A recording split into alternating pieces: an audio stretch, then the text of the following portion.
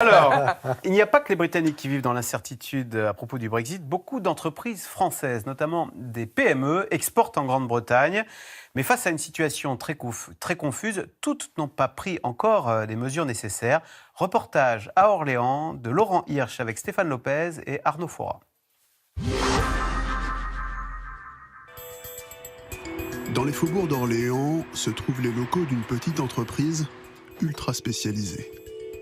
Depuis près de 30 ans, ici, on conçoit des instruments à but géologique afin d'ausculter à distance les entrailles de la Terre. Du matériel très complexe et commercialisé dans le monde entier.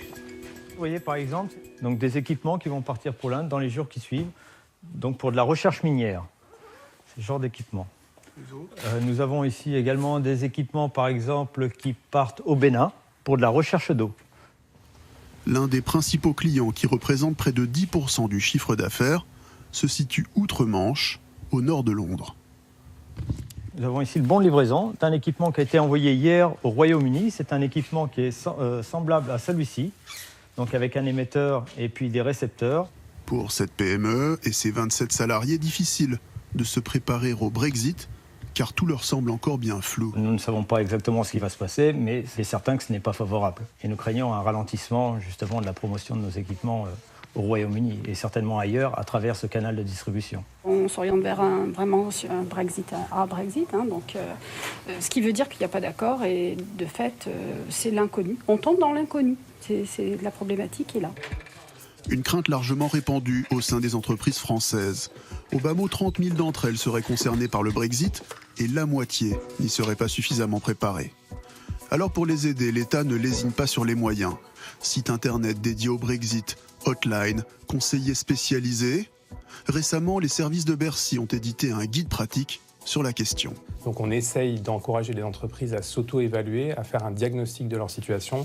Par exemple, à se demander ce qui va se passer si aujourd'hui elles vendent des produits au Royaume-Uni, si elles ont des travailleurs au Royaume-Uni, si elles ont des marques ou des brevets au Royaume-Uni. Bien souvent, les grandes entreprises se sont préparées au Brexit depuis longtemps. Mais il n'en est pas de même pour nombre de PME.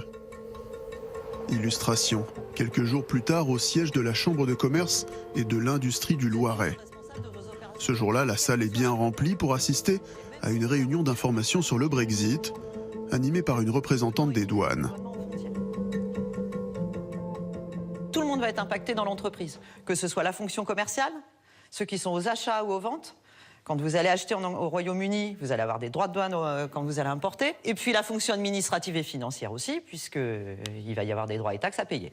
Votre client va payer des droits de douane. Dans le public, nombre de ses salariés travaillent pour des PME locales. S'ils concèdent avoir du mal à anticiper les effets du Brexit, ils redoutent d'abord d'y perdre des parts de marché.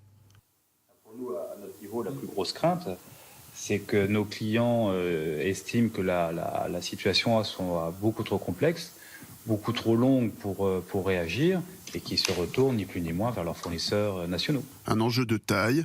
Chaque année dans la région, les exportations vers la Grande-Bretagne dépassent les importations de près de 500 millions d'euros. Un excédent commercial synonyme de nombreux emplois locaux, notamment dans l'industrie automobile. On a beaucoup de PME qui travaillent, qui sous-traitent dans l'automobile, qui envoient des pièces en Angleterre, notamment chez Nissan. Et ces petites PME ne sont pas forcément au fait des formalités douanières. Notamment, elles travaillent avec des grands groupes et les grands groupes leur imposent un peu leur point de vue. Donc au jour d'aujourd'hui, ça ne posait pas de problème au niveau de la douane. Demain, elles sont à flux tendu. Donc elles risquent d'être bloquées en frontière. Et là, le flux tendu dans l'industrie automobile, ça coûte très cher. Et l'addition pourrait être bien douloureuse.